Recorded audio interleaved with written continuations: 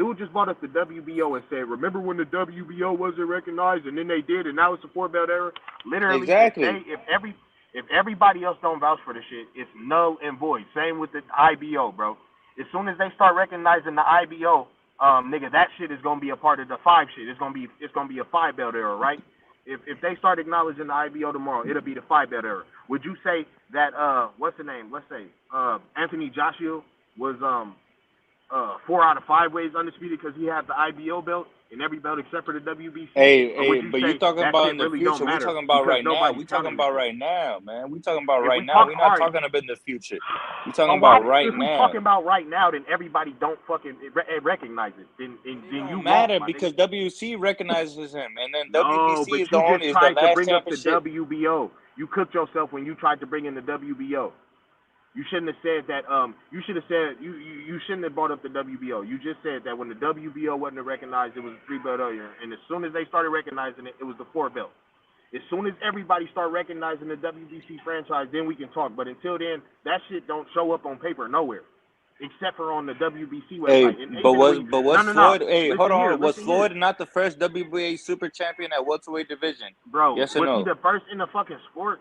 What does that matter, Was my he nigga? the first the WBA super Hey, welterweight champion in the world? Yes or no? hey, what division right now? What division Exactly. today? Since we talking about today, no, because you cooked, bro. You're cooked. You're talking about today, right? What division today doesn't have a WBA super champ? All divisions got the super All got right, a super belt. all right, and then name all the divisions with the franchise. But it don't matter if they're in there. I don't Nah, know what why you mean it everybody don't keeps matter, my pushing nigga? that narrative. You It don't matter if literally, they. bro, It you're don't. cooked, bro. Do you You're know cooked. why? Do you know what a franchise title stands for? I don't think you do. Dude, I do, and that's Title how of I know you look. don't. Hold That's on, how, hold on. bro. Let me tell you Bro, this. no, Let no, me no, tell no, you no. this. If Ugas I'm had gonna a answer your franchise question. title, he I'm gonna wouldn't have answer to your go through question, no bro. tournament. We would have automatically got Ugas versus Spence. But what do we have to go through? He had to go through that little tournament shit. If he had a franchise title, there would be no sort of tournament. It would be straight up Ugas unifying with Spence. That's what the franchise title does for you. That's cap. Hey, but too bad. Hey, but too That's bad Canelo cap. you're can move wrong. up That's and What? cap. Too already bad you sanctioned wrong, That's a nigga. You lie. cannot sanctioned find the the word Definitely a cruiserweight lie. title. WBC. That's a You lie. don't see That's a George lie. Cap. Kambosos' How is name that on no cap? Tell other me where it's sanctioning cap. body Tell me website, That's where a bro. it's lie. cap. That's definitely Tell a me lie where it's a because this lie. nigga Tell me where Theo it's a didn't lie. fight Devin. Theo fought Hey, no, Cambosos. but listen. We talking Nah, about. method, bro. You finna distort the lines. You gonna let this Cambosos was a nigga get off, bro. mandatory for I'm not Tio. letting this nigga off, So bro. why could This so why nigga didn't cooked. he Was a fight Devin mandatory for for. undisputed then? If No, no, we no. let this It ain't even. Why didn't It who? ain't even Come on, about that, I'm bro. ready to cook y'all, man. No, You you say who? can't. What? Why did You Canelo fight a WBC mandatory and why did Tio fight a mandatory? If the franchise allow you just to jump around and do what the fuck you want to do. It's cap, yo. like Tio only a fought weirdo, IBF mandatory, not a bro. You WBC trying to let mandatory. niggas So get you off easy. debunked. Y'all Again, trying to let these Canelo niggas get fought off easy. He fought Yildirim, a WBC IBF. mandatory. But if Y'all you trying to let remember, everybody get off Canelo Canelo easy. fought a wanted to fight WBC Yildirim for the mandatory. WBC title. Canelo fought a He WBC petitioned. mandatory. Let me tell you. Let me explain to you. Before he petitioned for the mandatory, he petitioned to fight for the full-fledged WBC title. The Who? WBC didn't Who? grant him. Didn't Canelo? Who? He was trying to fight Yildirim for the WBC title, and they didn't grant him that Nigga, title. hell He no, had to nigga. fight That's not Caleb what Smith. happened. Nigga, no, nigga, you lying, nigga. Nigga, what happened What was are he you fought Caleb talking and about, bro? they threw the Method, WBC bro. title into the Hey, fight, nigga. exactly. He fought Method, What you bro. Caleb You for talking the about? fucking this up, title. bro. He fought Caleb for No, the he did title, not. He and he fought. fought He Yildirim had for the mandatory. Canelo had a fucking regular belt.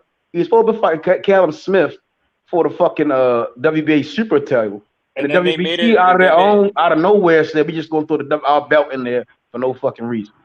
And Canelo then petitioned they for it. said Canelo Canelo petitioned as a for it. franchise had mandatories. What are you talking about? No, Hey, no. So listen but here. he Hey, listen here. Nah, cause we letting Don Dada get off easy. Don Dada, you talking about the right now. If you go to the WBC website right now, is it gonna describe the franchise champion as a champion period, or does it describe it as a mandatory, a souped up mandatory to the champion? It sounds like a 401k, yo. That shit is a Don Dada, 401k, yo. that's a where's this nigga designation, at, man. bro? Hey, y'all can't hear That's a me? designation, man. All right, They no, but don't. listen, bro. If you was to go to the WBC website right now, is it gonna say that the franchise champion is the champion, or is it right next to the interim champion? And and now niggas can't hear. Oh, so now you want to go by the WBC website. So now if you No, want to go because through that, listen. Marusa I never Suleiman told. already said that Kambosos is Bruh, undisputed. listen. So I've been what telling are we everybody talking on about this here? live. Before you ever came on here, I've been told niggas on this live, fuck with Mauricio Suleiman, stay out his mouth. So What why it you say on bringing his up website? the WBC then? Because If you say fuck did you not Mauricio hear what I Suleiman, just so said? why you bringing up the You only, WBC? bruh, be quiet, bro. You're just trying to argue. I just said, fuck what he said out his mouth. Go look on his website where it's in paper, where it's in black and white. What are we talking about? On the black and white, it's not saying Kambosos is undisputed. It's saying that at any time Kambosos can challenge the fucking champ for his belt. So what are we talking about? I already told niggas I'm done arguing with niggas about this, bro. If you fuck with the Nah, franchise, you're nothing but a Haney fan, bro. I no, get it, nigga, man. you ain't I nothing get but a it. hater, I my like nigga. Haney too, man. Hey, Nah, you a you blaming me, but Marusa Suleiman is the one that came up with these rules. Don't blame me, my nigga. You acting like I'm the WBC president. Mauricio Suleiman Mauricio does not Suleiman is the one create. that said all this shit, bro. He This does shit's on not wax. create. This shit's It's not. on All right, wax. that's not how boxing works, right? First Don't of all. blame me. So Don't get so mad all at right. So me. free. All right. So let's take what you're saying, right? Everything you're saying, right? Get mad All at me. right. Marusa I Suleiman got. just said yesterday that I heard. Haney's a I pride heard everything champion. you had to say, man. I heard He's the everything you had pride to say. champion. Don't get No, mad at me. fuck all that weird shit. You get what I'm saying? Fuck all that, right? But Why again, you trying to get salty the, at the me when Marusa franchise is Suleiman not a said all this fucking. shit? The franchise is not a super. It ain't none of that shit because it's not in every weight class. It cannot be in every weight It class. don't matter if it's at every That's weight class or no, not. no, no. It's not. It's written in black and white. It don't And you can drop the It shit, don't pick the matter if shit, it's and at give it every back weight to you. class. Hold on. It was at one point non-transferable. Sometimes it can be. They got to vote. That's not a real title. Hey, That but shit didn't is a the WBC 401k plan hold because of the on. benefits. Hold on, because of the I'm glad you brought benefits that that up. come I'm glad along you with the brought that shit up. after boxing. That's it. That's all. It's not a championship belt. It ain't shit. Dev's title is the real title.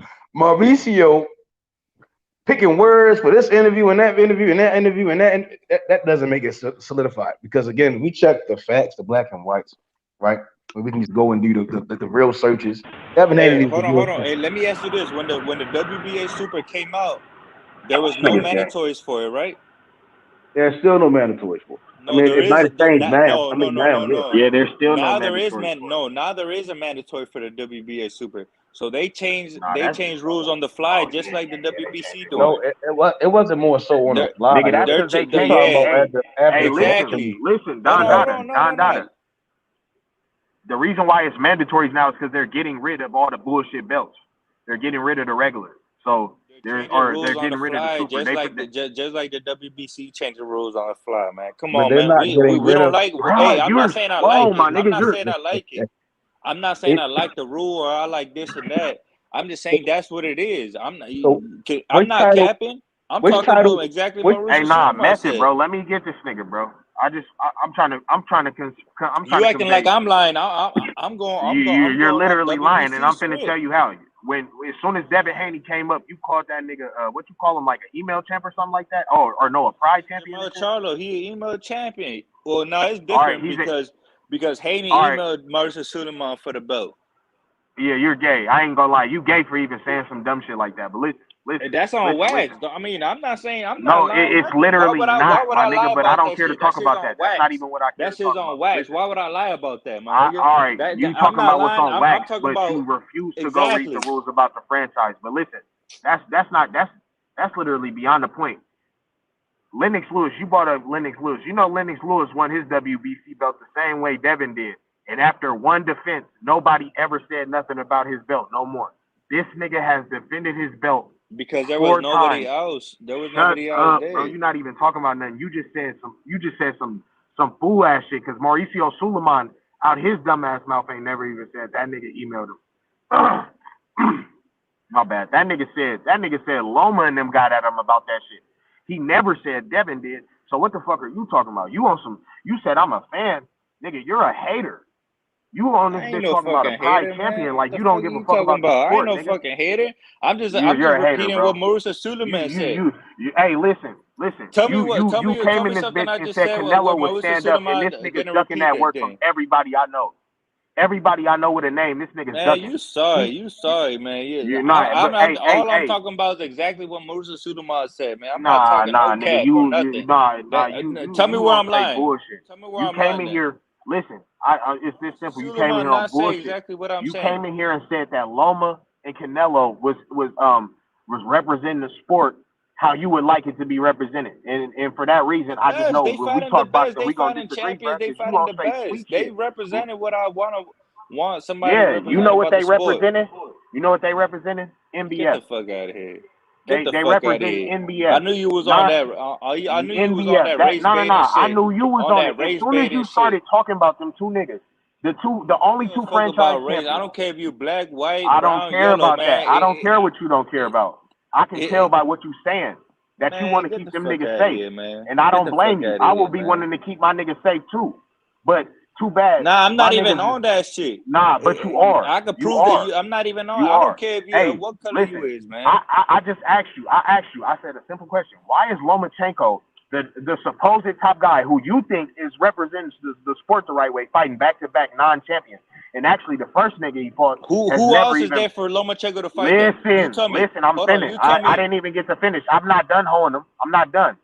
The first nigga you fought that was a non-champion has never even been the interim champ. He's never even been the mandatory. So and then your simple ass gonna ask me who is there for in the fight, and this nigga Devin is begging his mandatories to fight him.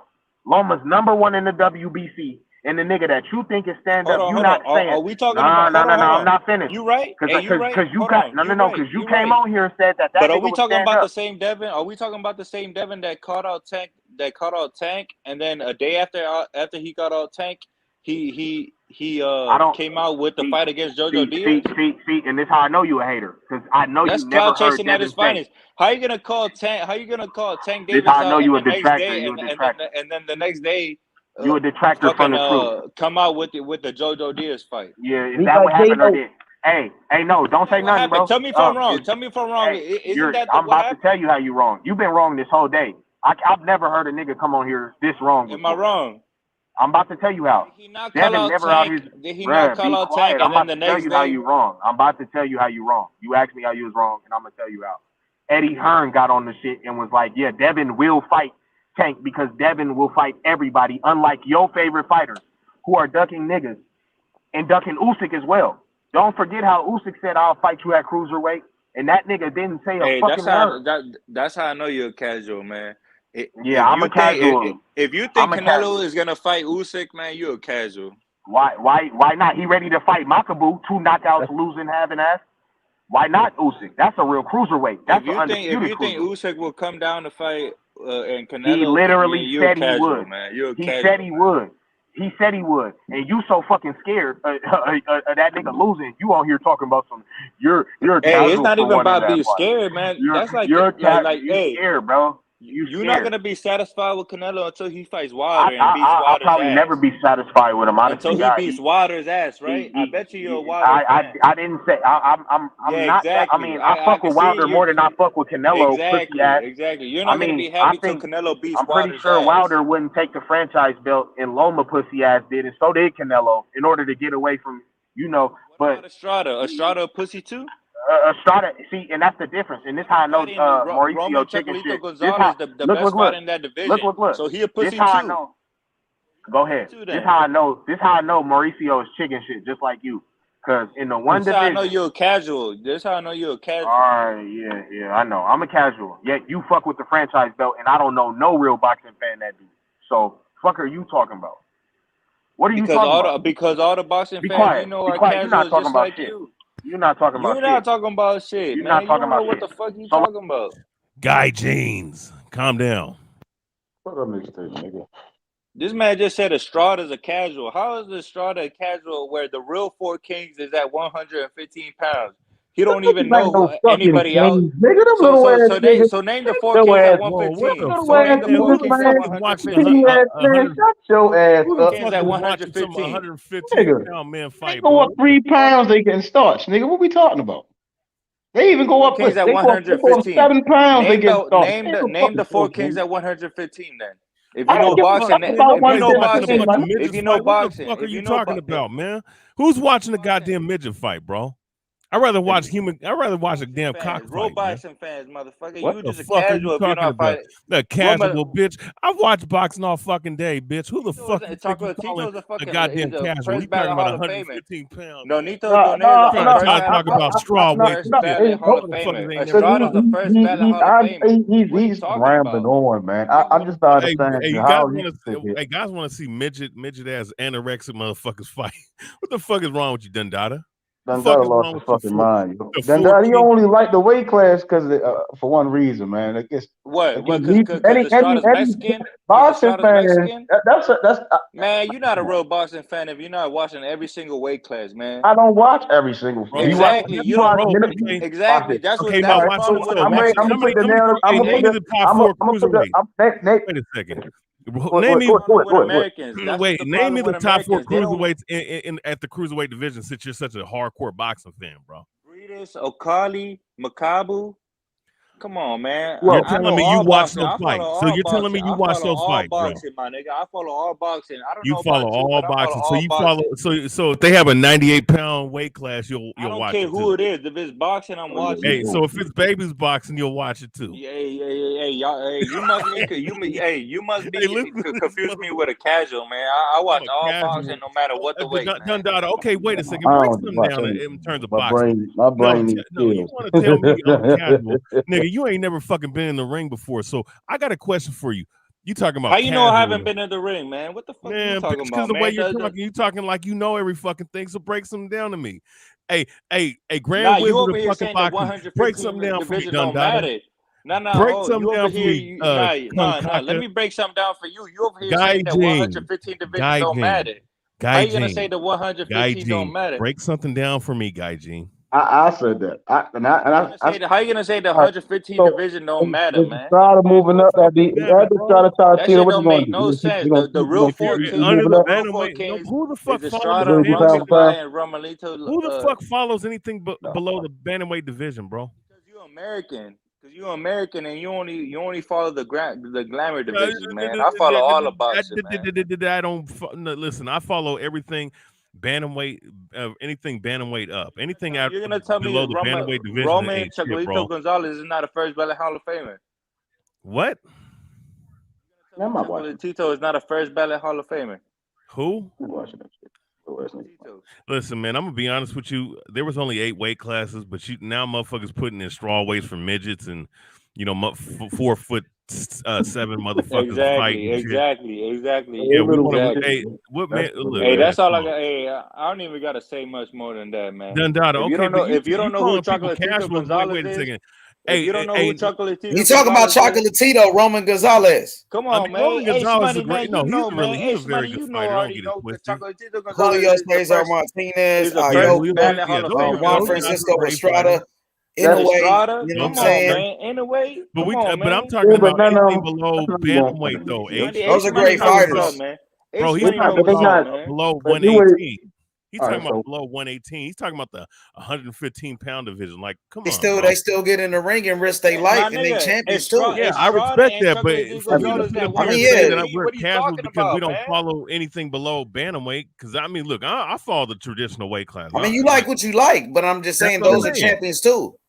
Yeah, that's cool. First ballot All I'm Hall saying of is, Famers. But you do have hardcore boxing fans that watch all of that shit. But here's the thing, though, Money, man, you know what's up, man. That's why I you fuck can't with call Ace somebody Money, a man. casual, Dundada, because I'm not following it. Anybody under the bantamweight weight class. Hey, because but don't say that. they didn't have Don't no say damn that these straw guys weights are not in super Don't say these guys are not bantamweight. shit Like, come on. just because you don't know them. You feel me? So what do you think about Mick But you're Collins? talking about the 4 kings at a weight class. Hold on. Hey, Dundada, what you think about Mick Collins?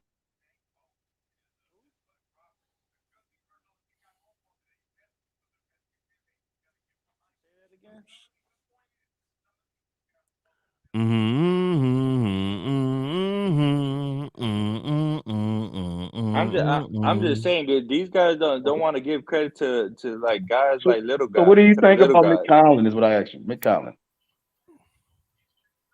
Michael Collins. What do you think about Michael Collins? I mean, he's not a real threat to nobody right now. Who was that one dude? Marcus Too Sharp Johnson. He was fucking filthy at what 122, 118. He was filthy. You understand? But it's just for me. I don't watch anything below. I mean, y'all not even. Well, that's your opinion. You don't have to watch it if you don't want to. You know, but I'm just saying. I'm gonna watch it if it's some good fights. I'm gonna watch it.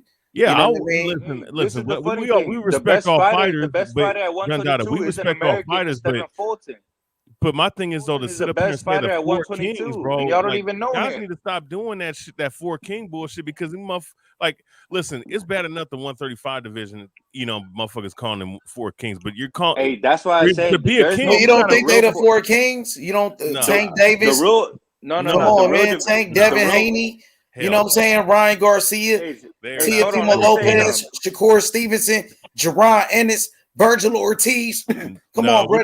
David Benavidez, bro. Look, David Morrell and them boys can fight, bro. We talking about the 135 division, bro.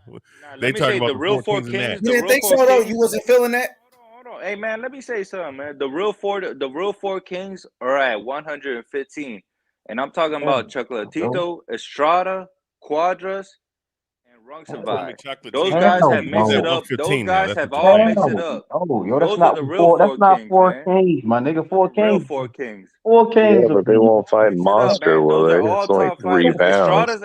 Hey, 3 pounds. They ain't coming there. They're coming to 3 pounds. They all get knocked out. Come on, yo, that's not no fucking 4 kings. They all get knocked out by Monster. They just guys who like 3 pounds. That's definitely not 4 kings. At 115 pounds. Hell no, yo. That 4 Kings shit there, yo. That shit false, yo. Ain't no 4 Kings. Nah, I mean, because y'all don't follow. Not, man. I think Devin Haney a great fighter, my dude. You know what I'm saying? I think Tank he's a great fighter too. They still haven't done anything. I mean, Devin Haney was the youngest champion in boxing. I mean, he's one of the biggest names in boxing, though. You got to be doing something right. I'm just saying.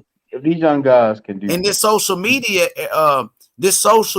era method, these guys might become bigger than those 4 kings in this era with this social media and the money in boxing nowadays. Those fighters wasn't getting paid like that. No, like they were getting no. They were the pay. No. I got to stop you right there. Nah, I'm saying Marvin Hagler didn't get his biggest payday until later. Devin Haney's already a millionaire. Devin Haney's already a millionaire, bro. But here's the thing, though. We talking about I'm saying Tank Davis is already on pay-per-view, though, bro. Ryan Garcia, he's already a superstar. These guys got potential to be bigger than that, bro.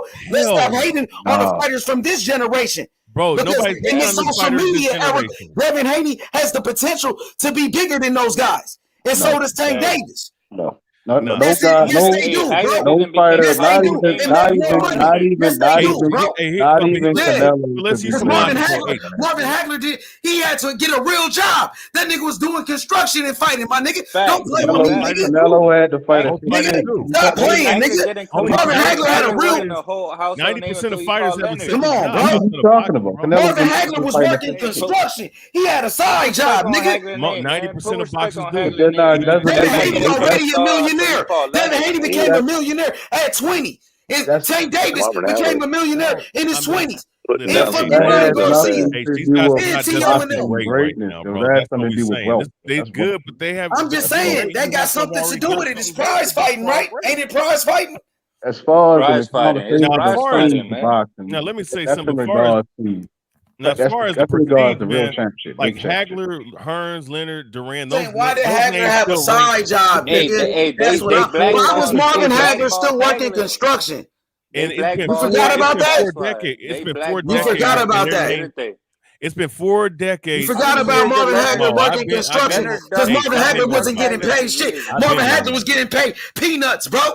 Quit playing until later, until he finally got his opportunity. Wow, he got that money. That's the nut shit. You see what I'm saying? Like, and that's what I be saying. When you saying that, you got this dumbass nigga keep just gloating in the back. Why you gotta be a dumbass? We talking boxing, bro. Let's keep it boxing. Let's stop with the insults and getting personal.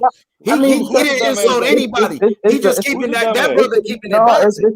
Let's keep it boxing. But at the same time, let's not forget that Marvin Hagler, he needed a job to pay for his bills, nigga. But Because he wasn't getting paid. Boxing historian, Marvin Hagler, bro. Rest in peace, Hagler. He wasn't getting fucking paid, bro.